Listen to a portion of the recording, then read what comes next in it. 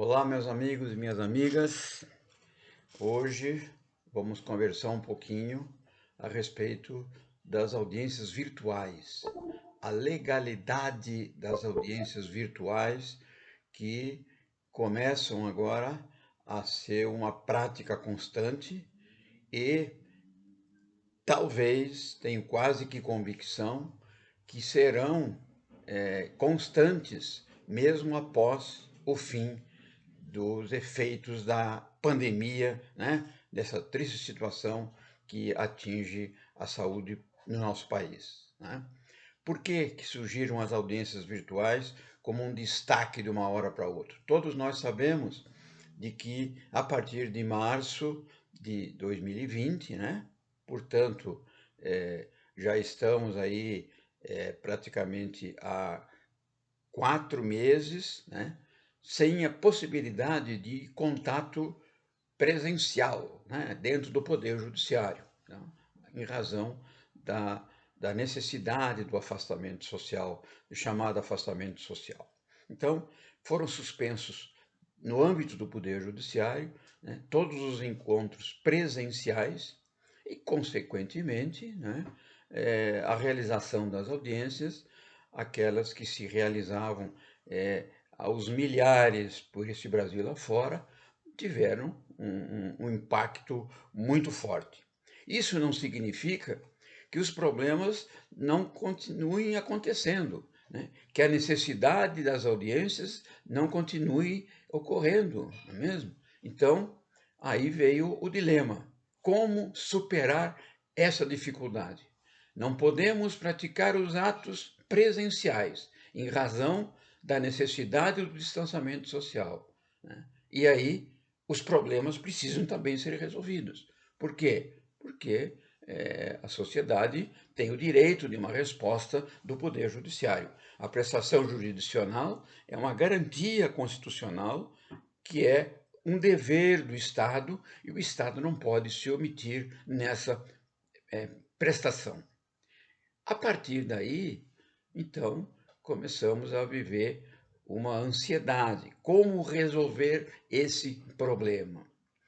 E aí vieram normas, né, de iniciativa do Conselho Nacional de Justiça, né, que determinaram, né, a suspensão dos processos até 4 de maio, a suspensão dos processos físicos que foram retomados agora no dia 27 de julho e que terão prazo começando novamente a serem considerados agora a partir de 3 de agosto de 2020.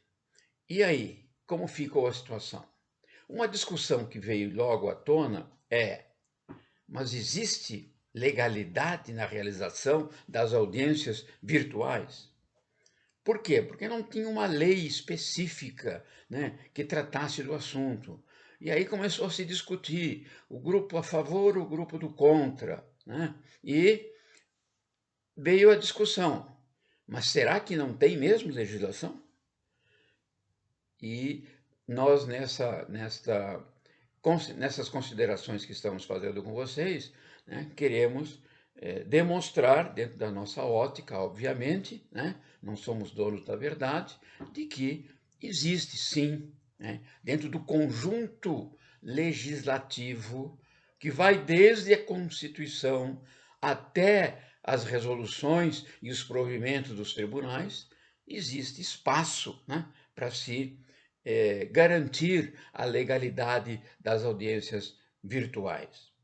Por onde nós começamos? Começamos na Constituição Federal, que é a lei maior, não é mesmo? É ela que orienta toda a regulamentação jurídica no país, né? É em favor dela que devem ser interpretadas todas as normas jurídicas, notadamente, né, os direitos dos cidadãos e a partir dela, né? Então, dentro da própria Constituição, né, nós encontramos princípios constitucionais, né, que me parece que dão guarida, né, à legalidade das audiências virtuais. Eu vou começar logo ali pelo princípio do devido processo legal, que está lá no artigo 5º, inciso 54 da nossa Constituição, que nos diz: ninguém será privado da liberdade ou de seus bens sem o devido processo legal. Então, o processo legal é exigência constitucional, inciso 54 do artigo 5º da Constituição. Caminhamos um inciso à frente e vamos ter a exigência do respeito aos princípios do contraditório e da ampla defesa. Artigo 5º, inciso 55. Aos litigantes em processo judicial ou administrativo e aos acusados em geral são assegurados o contraditório, a ampla defesa, com os meios do recurso a ele inerentes. Então, exigência de um processo legal e com amplo respeito ao contraditório e à ampla defesa. Aí avançamos, mais um inciso, o inciso 56, que nos diz: são inadmissíveis no processo as provas obtidas por meios ilícitos. Então, dentro desse bojo do processo legal, nós temos a necessidade de que as provas nele produzidas tenham licitude. Obviamente, nem poderia ser de outra forma. Aí nós vamos ainda no artigo 5º, inciso 53. Ninguém será processado ou sentenciado senão pela autoridade competente, né? É o princípio do juiz natural. E aí vem o inciso 37. Não haverá juízo ou tribunal de exceção. Então, temos, dentro desse conjunto visto até agora, todas as condições para se exigir, né, que o processo tenha legalidade. Né? Tem a legalidade, né? Tem que ter legislação, tem que ter uma formatação jurídica que lhe dê sustentação. Ainda vamos para o inciso 35, da inafastabilidade da apreciação judicional. Né? Então, aí vem um dos princípios, né, que, no meu modo de ver, são fundamentais para entendermos a questão da legalidade das audiências judiciais. Né? A lesão de direito não excluirá da apreciação do Poder Judiciário, né? A lei não excluirá do Poder Judiciário, desculpe, a apreciação de lesão ou ameaça de direito. Ora, se a própria Constituição determina que o Judiciário não possa se omitir de examinar eventual lesão a direito do cidadão, né, ou ameaça de direito, né, obviamente que numa crise como a que estamos vivendo, uma situação de pandemia que afeta o mundo todo, temos que arrumar alternativas, né, para que essa ameaça de lesão aos direitos possam ser perseguidos, possam ser ajuizadas ações para se obter uma resposta pronta. Né? E aí temos ainda, lá no artigo 93, já saindo um pouquinho do artigo 5º, né, no inciso 12, que diz sobre a ininterrupção da atividade jurisdicional. O que nos diz o artigo 93, inciso 12? A atividade jurisdicional será ininterrupta, sendo vedado férias coletivas nos juízos e tribunais de segundo grau, funcionando nos dias em que não houver expediente forense normal, juízes em plantão permanente. Então, princípios que garantem o devido processo legal e princípios que garantem o amplo acesso à justiça, né? E que não admitem a interrupção da atividade jurisdicional. É dentro desse contexto que a necessidade do distanciamento social, né, A impossibilidade das audiências presenciais abre o caminho para a realização das audiências virtuais. E aí nós avançamos agora na legislação infraconstitucional. E lá nós vamos no Código de Processo Civil. O Código de Processo Civil hoje, lá nas suas normas fundamentais do processo civil, que estão relacionadas entre o artigo 1º ao artigo 10º, ele praticamente, acho que até desnecessário, mas ele praticamente repete e reafirma todos os princípios constitucionais. Então, hoje, aqueles princípios que eram constitucionais passam a ser também princípios infraconstitucionais de previsão expressa no Código de Processo Civil. E aí, então, lá vem o artigo 1º que diz que o processo civil será ordenado, disciplinado e interpretado conforme os valores e as normas fundamentais estabelecidas na Constituição Federal. Quer dizer, é um lembrete desnecessário. Nós sabemos que a lei maior é a Constituição e que todas as demais normatizações, sejam de que natureza forem, não podem contrariar a Constituição. Mas o legislador houve por bem de dar essa reforçada, né? O que, obviamente, termina não atrapalhando. Mas me parece que seria até desnecessário, né? Aí vem o artigo 3º e repete a Constituição. Não se excluirá da apreciação jurisdicional ameaça ou lesão ao direito. Olha, mais uma vez, né? O artigo 5º nos lembra de que aquele que de qualquer forma participa do processo deve comportar-se com boa-fé. Então, princípio também importante. O artigo 6º nos traz uma novidade no Código de Processo Civil, que é o princípio da cooperação.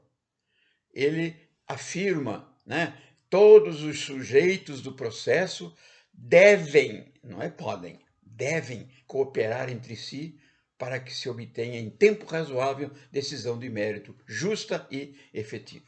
E quando ele fala todos, ele está falando, obviamente, dos juízes, dos promotores, dos advogados, das partes, dos auxiliares da justiça, todos aqueles que estão envolvidos, né, dentro do âmbito de um processo judicial.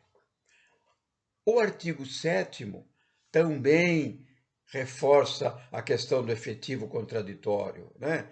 Onde ele fala que é assegurado às partes paridade de tratamento em relação ao exercício dos direitos e faculdades processuais, aos meios de defesa, ao ônus, aos deveres e aplicação das sanções processuais, competindo ao juiz zelar pelo efetivo contraditório, né? Então, contraditório, repetido, reprisado, com ênfase no CPC, né? O artigo 8º nos lembra dos fundamentos da Constituição. Ao aplicar o ordenamento jurídico, o juiz atenderá aos fins sociais, às exigências do bem comum, resguardando e promovendo a dignidade da pessoa humana, observando a proporcionalidade, a razoabilidade, a legalidade, a publicidade e a eficiência. E, finalmente, né, nós temos o artigo 9º, que é importante, né? Não se poderá, o juiz não proferirá decisão contra uma das partes sem que ela seja previamente ouvida. Lógico que faz as ressalvas no caso das tutelas de urgência, mas, mesmo assim, a tutela provisória vem de pronto, normalmente através de uma liminar, mas é dado à parte o direito, né, de impugnar essa liminar através de um recurso próprio, que é o recurso de agravo, e depois de oferecer contestação e até reconvenção nos autos do processo principal. Muito bem. O artigo 10º, conforme falei para vocês, são os 10 primeiros artigos do CPC, também termina exaltando, né, essa questão do contraditório. Também me parece que seria desnecessário, né? Mas ele me parece que tem mais uma característica, né, de pontuar exatamente a importância do contraditório, né? O juiz não poderá decidir em grau de jurisdição com base em fundamento a respeito do qual não se tenha dado às partes oportunidade de se manifestar, ainda que se trate de matéria sobre a qual deva decidir de ofício. Então, isso é o que nós falamos, né, de evitar uma decisão surpresa, né, daquilo que não tenha sido objeto de discussão, daquilo que não tenha sido objeto de oportunidade ao contraditório. Então,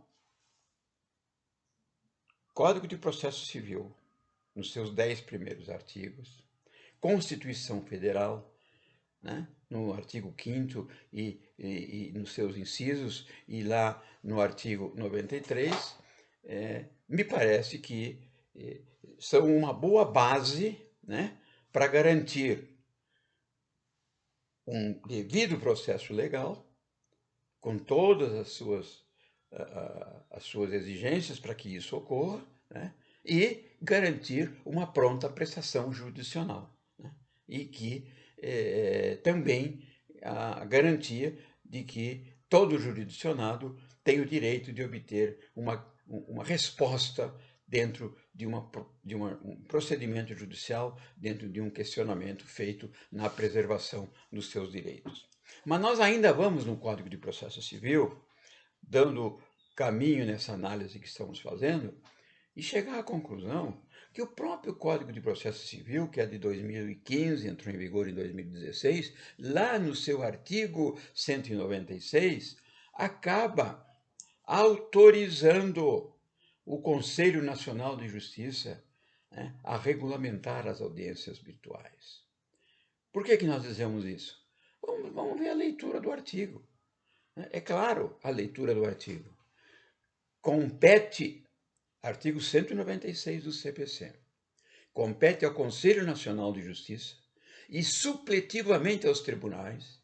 Então, ele autoriza que o Conselho Nacional de Justiça, que é o órgão máximo do Poder Judiciário, né, e aos tribunais, seja nos tribunais superiores, seja nos tribunais estaduais ou tribunais federais, no âmbito de cada jurisdição. Regulamentar a prática e a comunicação oficial de atos processuais por meio eletrônico e velar pela compatibilidade dos sistemas, disciplinando a incorporação progressiva de novos avanços tecnológicos e editando para esses fins os atos que forem necessários, respeitadas as normas fundamentais desse código. Então, normas fundamentais desse código, aqueles 10 primeiros artigos do CPC, que, por sua vez, determinam o amplo respeito aos princípios constitucionais. Então, a lei 11.419 de 2006, vejam que ela é anterior ao novo código, mas ela já previa, né? Nós estamos aí praticamente 14 anos da lei 11.419 de 2006. Essa lei trata do quê? Da informatização do processo judicial. Foi ela que abriu as portas para o chamado processo digital. 14 anos atrás. O problema é que pouco foi feito, ou quase nada foi feito, para tornar essa lei, que tinha um objetivo de dinamizar o andamento da justiça, desburocratizar, né, informatizar a justiça, desde 2006.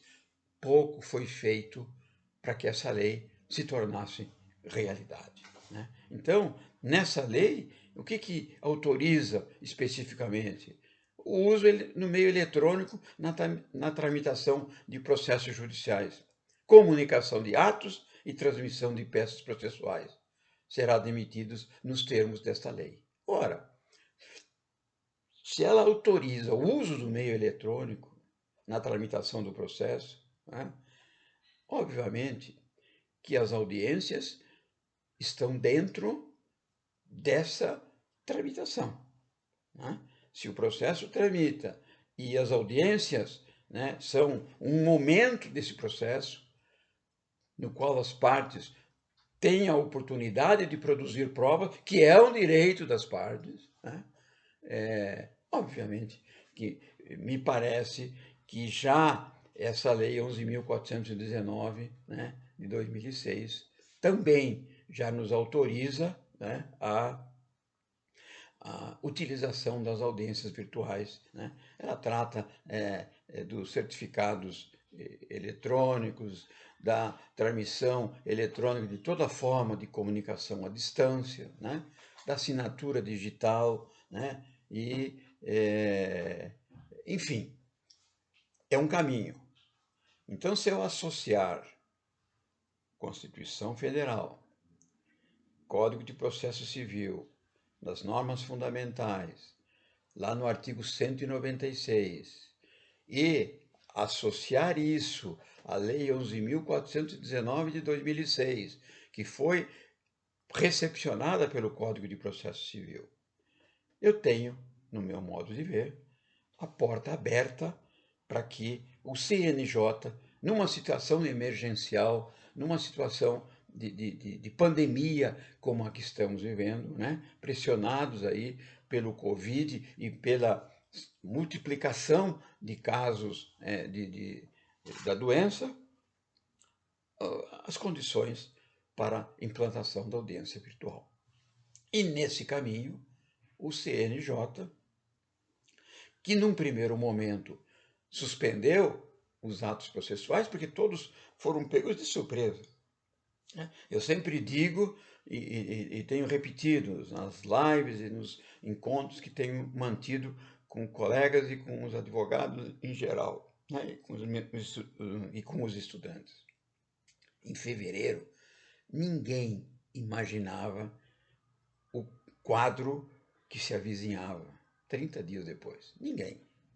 Ninguém estava preocupado. Enquanto o vírus estava lá na China se espalhando, os brasileiros estavam nas ruas pulando e brincando o carnaval, nem pensando em Covid. Aí vem um mês depois, pegou todo mundo de surpresa. O CNJ houve por bem suspender todos os prazos e, logicamente, percebeu que também não podia ficar aguardando o fim da pandemia, porque essa pandemia não tem dia e hora marcado para acabar, né? Nós podemos ir até final de 2020 e podemos entrar em 2021. E a atividade jurisdicional tem que ser preservada, atendendo ao que está na Constituição, atendendo ao que está no Código de Processo Civil.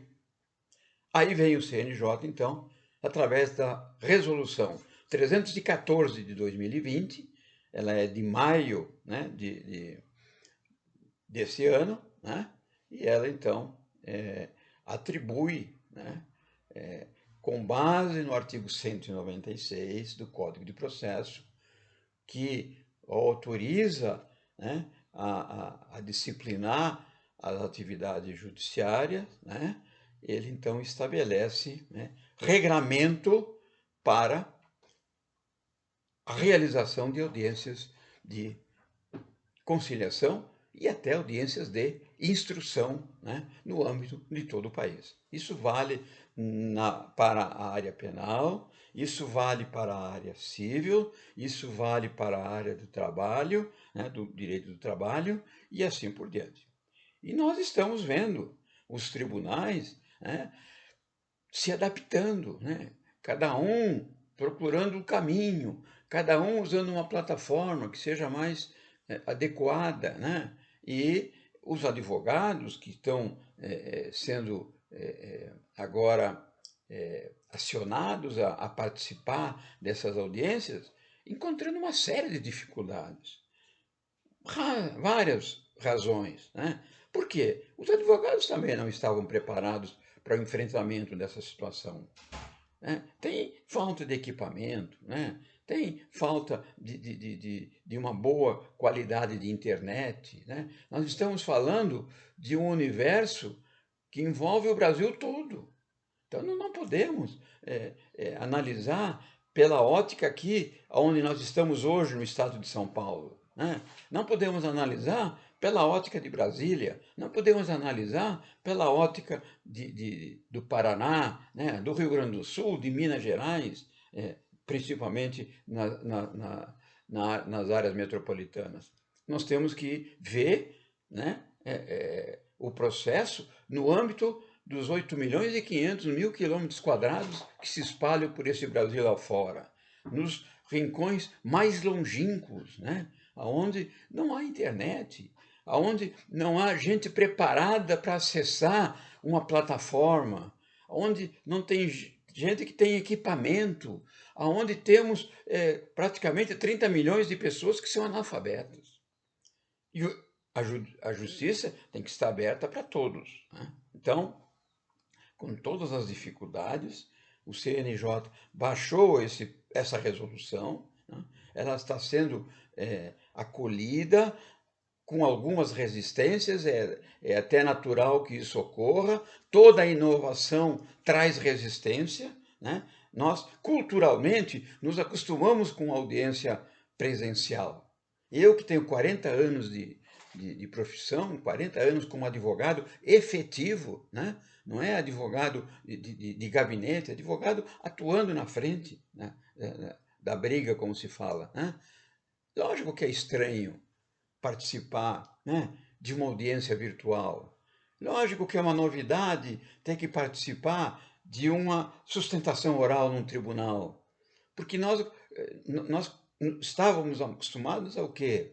A ter o contato com o juiz, com a parte, né? Nós visualizávamos pelas expressões das pessoas, né? Até quando uma pessoa está falando a verdade, está falseando a verdade, né? Está querendo camuflar, né?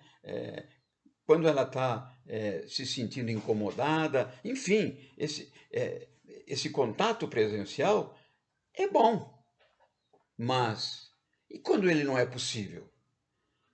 Temos que nos reinventar, essa que é a verdade.